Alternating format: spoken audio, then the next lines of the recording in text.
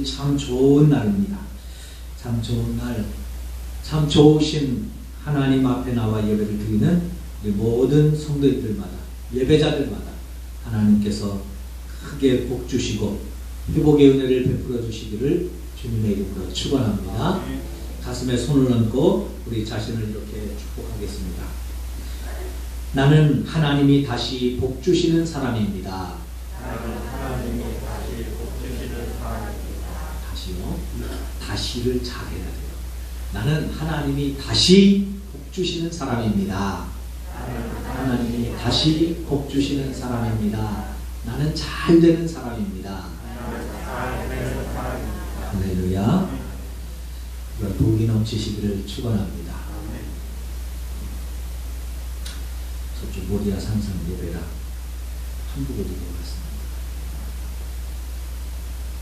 그게 보여야 되는데. 할렐루야.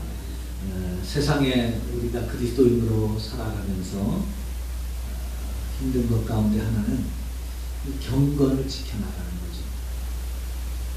경건한 그리스도인의 모습, 또 경건한 그리스도인의 마음, 경건한 그리스도인의 신앙으로 살아간다는 것 결코 쉽지가 않습니다.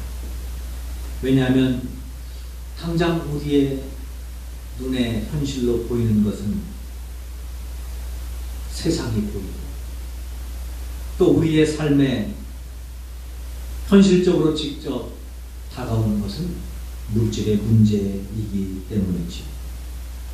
그런데 경건한 생활은 당장 기도한다고 내 믿음이 눈에 달라지는 것도 아니고 꾸준히 하나님 앞에 성경을 읽으며 경건의 삶을 유지한다고 내 삶에 물질이 갑자기 부유해지는 것도 아니고 경건은 눈에 띄지도 않고 우리의 삶에 그 소리, 너의 변화도 가져오지 않기 때문에 이 경건한 삶을 지켜나가는 것이 결코 쉽지 않습니다. 그런데 더 어려운 건 그럼에도 불구하고 우리는 우리의 믿음의 삶을 통해서 알잖아요. 경건하게 살아야 된다는 것이 알고 하나님이 살아계신다는 것을 알고 믿고 부인할 수도 없는 우리의 삶의 현실은 그렇지 못하니 많은 사람들이 여기서 믿음의 경건을 잃어버리고 형식적인 신앙으로 빠지게 됩니다. 신앙생활의 능력을 잃어버립니다. 한참 나는 믿으면서 신앙생활을 해나가는데 언제 정신이 들다 보니 지난주에 부흥회와 같은 그런 모습을 통해서 신앙에 자극을 받고 충격을 받다 보면 내 신앙이 하나님으로부터 멀어져 있었구나 하는 것이 느껴질 때가 자각이 될 때가 있습니다. 심지어 어떤 때는 내가 하나님으로부터 멀어진 줄도 알지 못하고 나는 여전히 하나님의 품속에 잘 살고 있는 것으로 나는 하나님을 잘 믿고 있는 것으로 스스로 착각하면서 살아갈 때가 참 많습니다. 오늘 우리가 함께 살펴볼 삼손이 우리에게 그런 모습을 보여주면서 우리의 신앙의 새로운 도전을 갖게 해줍니다. 삼손 이야기는 너무나 잘 알고 있죠. 삼손은 태어날 때부터 하나님이 천사를 보내서 그 부모에게 보내서 삼손이 태어나게 되고 그가 태어나면서부터 나시린으로 하나님께서 특별히 택하시고 쓰실 것을 말씀해 주는 아주 귀한 사람입니다. 그런 성경에 태어나기 전부터 하나님께서 태어날 것을 미리 예언하고 그를 통해서 하나님이 일을 이루실 것을 말씀하신 사람이 그렇게 흔치가 않습니다. 아브라함에게 아들을 주시겠다고 약속하셨지만 그것은 아브라함의 믿음을 보시고 자식이 없어 발버둥치는 안타까워하는 아브라함의 믿음을 보시고 그에게 아들 이삭을 주신 것이지, 아들 이삭을 주셔서 아들 이삭을 통해서 아브라함에게 크게 구원하고 하나님의 일을 이루시겠다는 약속은 없습니다. 이삭에게 야곱과 에서를 주실 때에 네 태중에서 쌍둥이가 있다고 미리 예언의 말씀을 주시지만 그들을 통해서 하나님이 어떻게 일하실지는 말씀해 주시지 않습니다. 다윗이 태어날 때도, 솔로몬이 태어날 때, 수많은 예언자들이 태어날 때도 하나님은 그렇게 자세하게 말씀하시지 않습니다. 유독 삼손이 태어날 때는 삼손을 주시기 전부터 그 부모에게 하나님이 나타나셔서 경건된 삶을 예고하고 그리고 나시린으로 쓰임받게 될 것을 약속하면서 말씀하면서 출생을 예언해주고 있는 것을 보게 됩니다. 특별히 또 삼손은 그러기에 삼손의 12명의 사사 가운데 마지막 사사로 쓰임받으면서 12사사 가운데 가장 많은 분량을 사사기에서 할애합니다. 우리 그동안 12명의 사사를 다 살펴봤잖아요. 대사사라 할지라도 보통 한 장 정도에서 끝납니다. 소사사들은 한 절에서 그 사역이 끝나기도 하고 혹은 두세 절에서 사역이 끝나는데 삼손은요, 사사기 13장, 14장, 15장, 16장 4장에 걸쳐서 삼손의 삶을, 일대기를, 사역을 기록해 놓고 있는 것을 보게 됩니다. 사사기 23장 5절에 보면 보라, 내가 임신하여 아들을 낳으리니 그의 머리 위에 삭도를 대지 말라. 이 아이는 태에서 나옴으로부터 하나님께 바쳐질 나시린이 됩니다. 하나님이 구원하시면서 그를 키우는 방법까지 다 제시해서 줍니다. 그 부모도 이런 그 하나님의 특별한 은혜와 섭리를 알고 이 아들은 그냥 평범하게 키워서는 안 된다는 것을 알고 그들의 부모는 하나님 앞에 이렇게 기도합니다. 사사기 13장 12절에 보면 마노아가 이르되, 이 마노아는 삼손의 아버지입니다. 하나님이 천사를 보내서 아들을 낳을 것이라는 그 예언의 말씀을 듣고 마노아가 이렇게 하나님 앞에 기도했죠. 마노아가 이르되, 이제 당신의 말씀대로 되기를 원하나이다. 내게 그런 축복 주시기를 원합니다. 그런 뜻이죠. 그런데 하나님, 이 아이를 우리가 어떻게 기르며 우리가 그에게 어떻게 하리까? 하나님께 칩니다. 하나님, 그렇게 귀한 아들을 주시는데 그러면 그 아이를 우리가 어떻게 길러야 되겠습니까? 그 아이에게 어떻게 드려야 되겠습니까? 그 아이를 내 자식으로 그냥 내 마음에 맞게, 내 뜻에 맞게 키우는 것이 아니라 하나님의 뜻에 맞게 어떻게 키워야 할지를 물으면서 양육을 하면서 자란 아이가 삼손. 그 삼손을 통해서 우리는 어떤 신앙의 삶을 살아가야 되는지 함께 말씀을 나눌 수 있기를 바랍니다. 첫째로 우리는 우리의 삶에 역사하는 하나님의 성령님의 인도를 받아야 합니다. 따라해 보실까요? 나의 삶에 역사하시는 성령의 인도를 받아야 합니다. 할렐루야. 내 삶에 역사하시는 성령님의 인도를 받아야 합니다. 그게 신앙생활이고 그게 성도의 삶이 되어야 될 줄로 믿습니다. 삼손의 삶을 4장에 걸쳐서 기록하면서 하나님께서 삼손의 삶에 위기 때마다, 고비 때마다 하나님께서 삼손에게 들려주시는 음성이, 말씀이 이것이었습니다. 사사기 13장 25절 소라와 에스다올 사이 마하네단에서 여호와의 영이 그를 움직이기 시작하셨더라. 할렐루야. 여호와의 영이 삼손을 움직이기 시작하셨다. 사사기 14장 6절 여호와의 영이 삼손에게 강하게 임하니. 사사기 14장 19절 여호와의 영이 삼손에게 갑자기 임하시매. 사사기 15장 14절 삼손이 레이의 이름에 블레셋 사람들이 그에게로 마주 나가며 소리 지를 때 여호와의 영이 삼손에게 갑자기 임하시네. 할렐루야. 삼손은 위기 때마다, 어려움이 있을 때마다 하나님의 성령이 삼손에게 임했어요. 그리고 삼손은 하나님의 영이 자기에게 임하는 것을 느끼면서 살았다.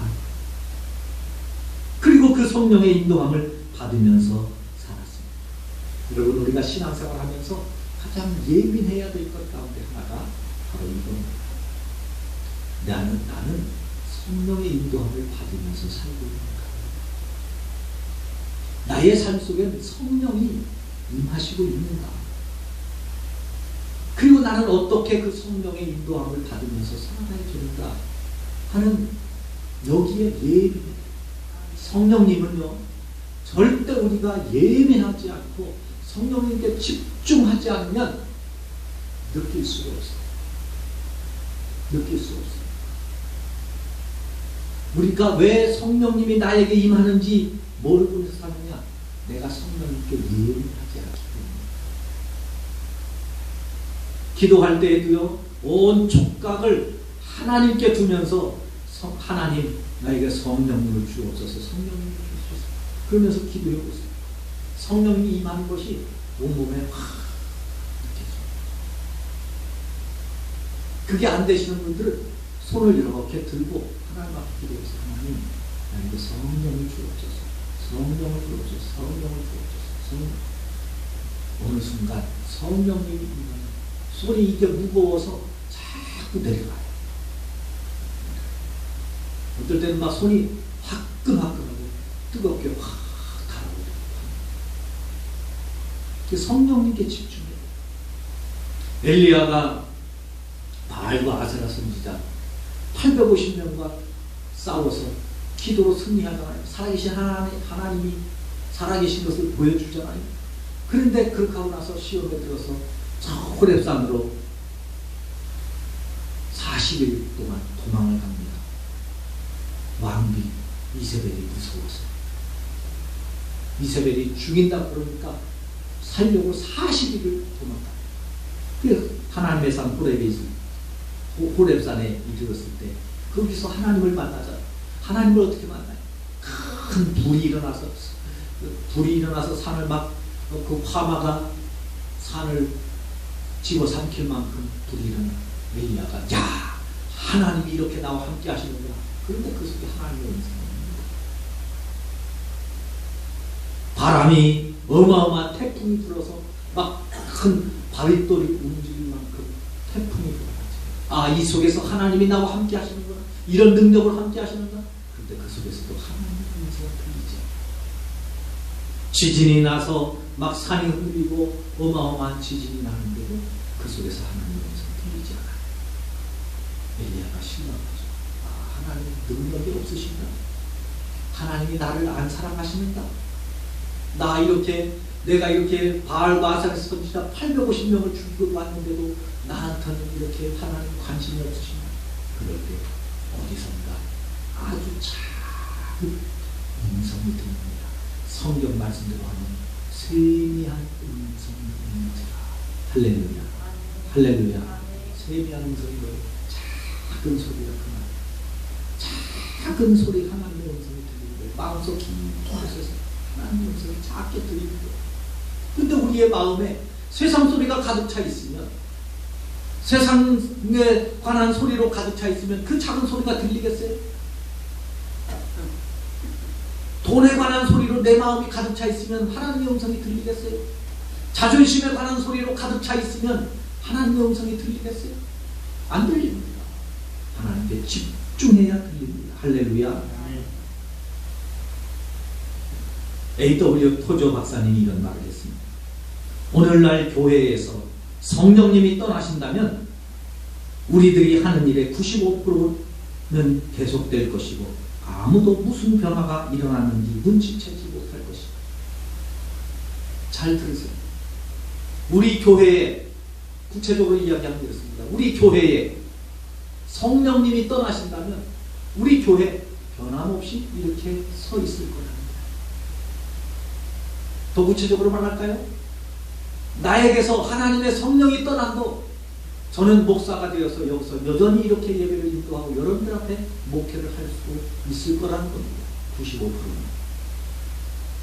그런데 초대교회에서 하나님의 성령이 떠나면 초대교회의 사역의 95%는 스톱할 것이다. 그리고 95%의 성도들이 그것을 느끼게 될 것이다. 근데 요즘은 목사는 물론, 장로는 물론, 권사는 물론, 성도들도 내게서 성령님이 떠나가셔도 성령님이 떠나가신 줄도 느끼지도 못하고 여전히 그냥 교회에 와서 예배를 드리는 거예요. 여전히 교회에 와서 기도하고 있어요. 하나님은 내 안에 계신다. 하나님은 나와 함께 계신다고 착각하면서 하나님이 받지도 않는 예배, 하나님이 듣지도 않는 기도, 하나님이 받으시지도 않는 헌금을 여전히 드리면서 나는 권사인데, 나는 장로인데, 나는 집사인데 그렇게 신앙생활을 하고 있다는 것이 부실입니다. 여러분, 이 말이 여러분들에게 여러분의 신앙을 변화시키는 충격의 음성이 되기를 바랍니다. 여러분 생각해 보세요. 여러분들의 믿음을 점검해 보세요. 나는 성령의 음성을 들으면서 예배를 드리고 있는가? 나는 하나님의 뜻을 따르면서 예배를 드리고 있는가? 신앙생활을 하고 있는가? 그냥 주일이니까 교회 오고, 주일이니까 그냥 예배 드리고 앉아서 예배 드리고, 하나님이 내 예배를 받으시는지 안 받으시는지 전혀 상관도 없고 관계도 없고 그냥 예배 드리면 마음이 편하고 예배 안 드리면 불편하니까 또 목사님한테 전화하고 그러니까 교회는 가야지. 아이고 헌금도 안 드리면 또 부족하니까 헌금은 드려야 될 것 같고 안 드리자니 또 뭐 그래서 그냥 조금 흉내나 내고. 여러분 우리의 신앙생활 이러고 있지는 않아요. 하나님의 성령이 우리에게 임하는 신앙생활이 될 수 있기를 주님의 이름으로 축원합니다. 예수님이 이 땅에 오셔서 말씀하시고 승천하시면서 가장 제자들에게 심혈을 기울여 말씀하신 것이 무슨 말씀인지 아세요? 요한복음 14장 6절. 그러나 내가 너희에게 실상을 말하노니 진실을 말한다 그 말이죠. 지금 현실을 너희에게 말한다. 내가 떠나가는 것이 너희에게 유익이라. 내가 떠나가지 않으면 보혜사가 너희에게 오시지 아니할 것이요 가면 내가 그를 너희에게 보내시리라. 예수님이 가시면서 우리에게 가장 신경 쓰신 것이 성령을 보내주시는데 집중하시겠다는 거예요. 왜 그런지 아세요? 요한복음 16장 12절. 내가 아직도 너희에게 이를 것이 많으나 지금은 너희가 감당하지 못하리라. 제자들과 함께 3년 동안 지금 예수님이 동거동락하면서 수많은 것을 가르쳐 주셨어요. 때로는 능력도 주셔서 병도 고치게 하셨고, 능력도 주셔서 귀신도 쫓아내게 하셨고, 전도하는 사역도 고쳐주셨고, 오병이의 기적 보여주셨고, 죽어가는 다 풍랑 속에 배 뒤집혀서 다 죽을 것 같은 상황 속에서도 지켜주시고 건져주시는 거, 예수 믿으면 이런 상황 속에도 살아나는구나 한 거 다 보여주셨어요. 그럼에도 불구하고 예수님이 말씀합니다. 아직도 내가 너희에게 이를 것이 많거늘 너희에게 이를 것이 많으나 지금은 너희가 감당하지 못하리라.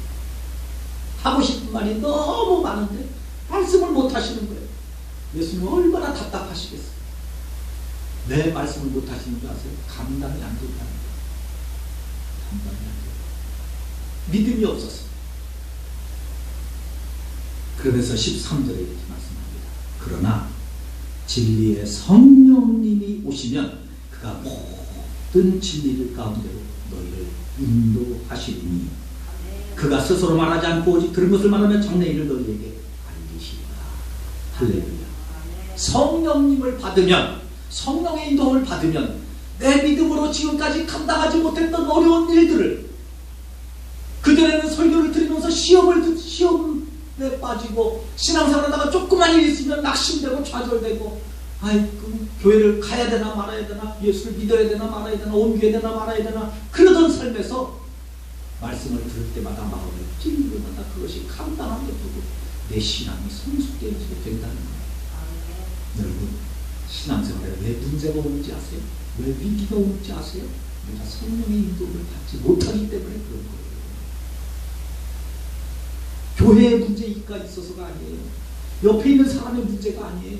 내가 지금 성령의 인도를 받지 못하는데 그렇다는 거예요. 그래서 성령님이 오시면 내 믿음으로, 내 신앙으로, 내 수준으로 감당하지 못한 것까지 감당할 수 있게 해주시는 줄로 믿습니다. 고린도전서 2장 9절 기록된 바 하나님이 자기를 사랑하는 자들을 위하여 예비하신 모든 것은 눈으로 보지 못하고 귀로 듣지 못하고 사람의 마음으로 생각하지도 못하였다 함과 같습니다. 하나님이 우리를 위해서 예비하신 어마어마한 축복들이 있다는 거예요. 은혜들이 있다는 거예요. 하나님이 우리를 사랑하는 우리를 위하여 예비하신 모든 것, 그런데 우리의 눈으로 볼 수 없고 귀로 들을 수 없고 마음으로 생각할 수도 없을 만큼 어마어마하다는 거예요. 그런데 안 보인다는 거죠. 그게 안 들린다는 거죠.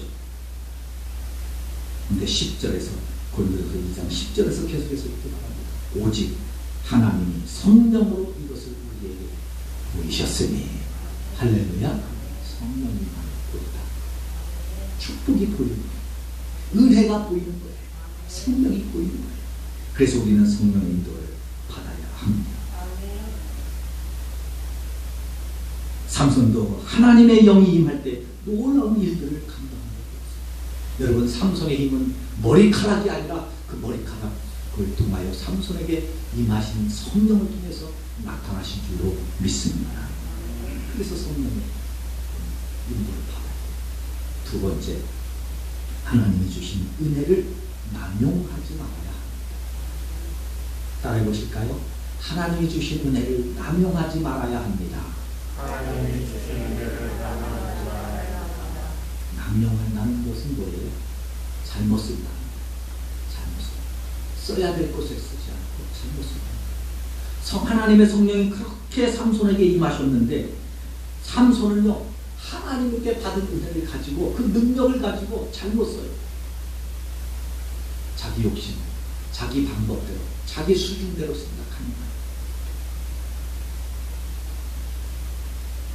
그래서 우리는 우리의 믿음의 수준을 높여야 됩니다. 왜냐하면 다 자기 수준대로 생각하거든요. 자기 수준으로 판단해요. 목사님의 설교를 듣고도 자기 수준대로 판단해요. 아, 목사님이 여러분 나 들으라고 하는 소리네. 그럼 여러분들 들으라고 하는 소리지 누구 들으라고 하는 소리?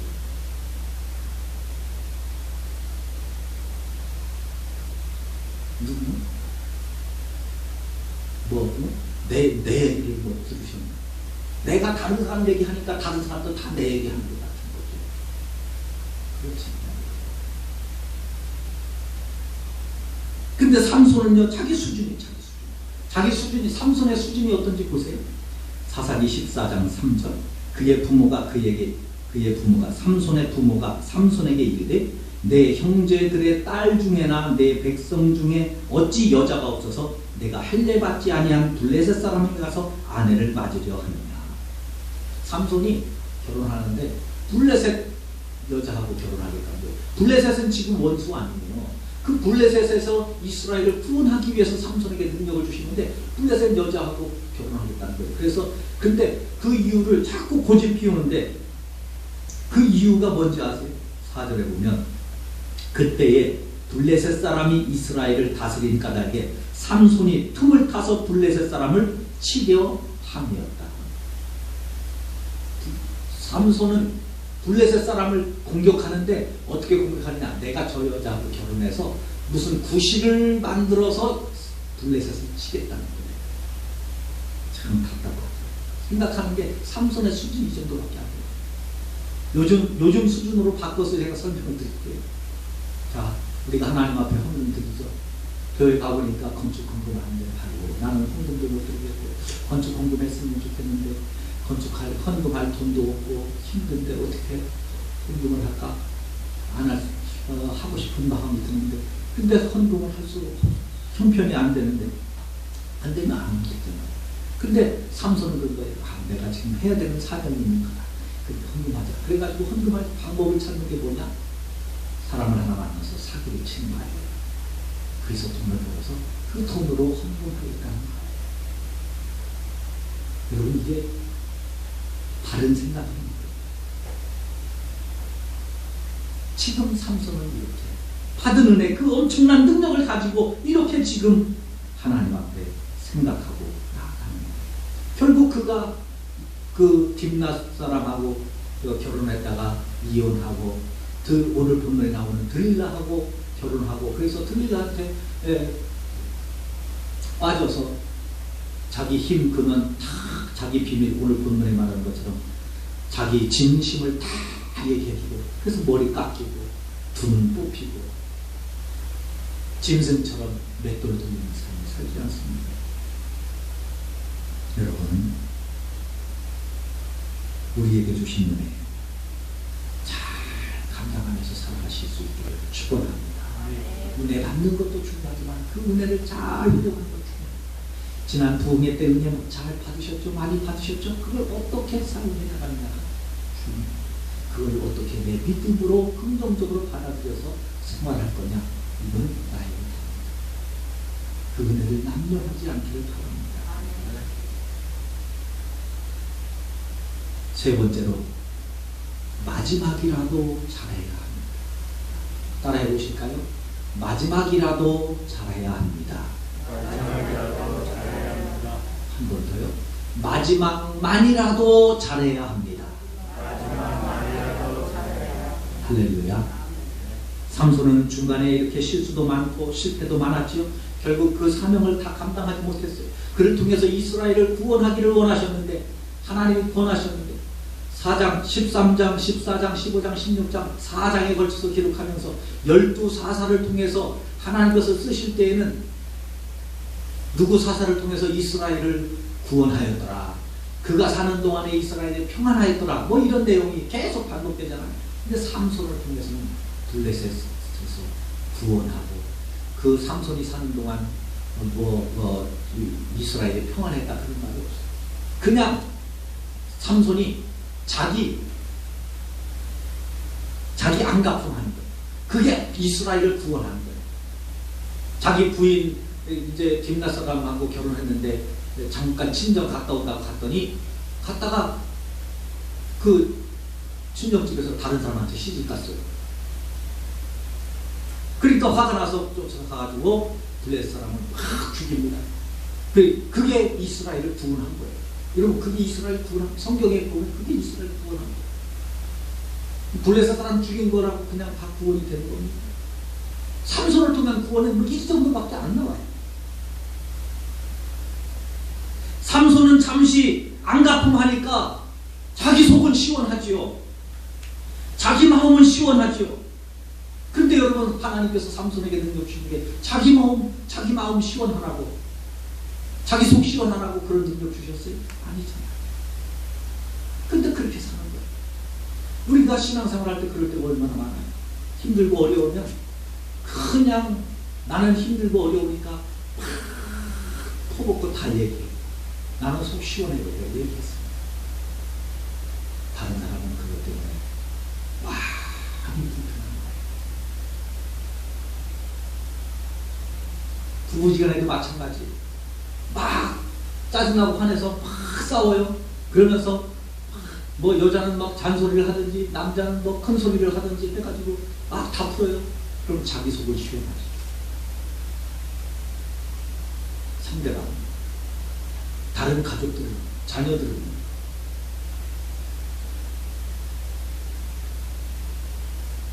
내 속 시원해지려고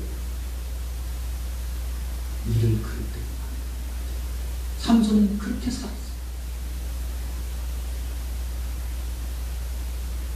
그래서 결국 그렇게 살다가 블레셋 인들에게 잡혀서 머리를 다 깎였어요. 머리가 힘의 근원입니다. 깎일 거면 머리 빠지면 나한테나 좀 주지. 다 깎여. 힘이 다 빠졌어요. 심지어 어떻게 했어요?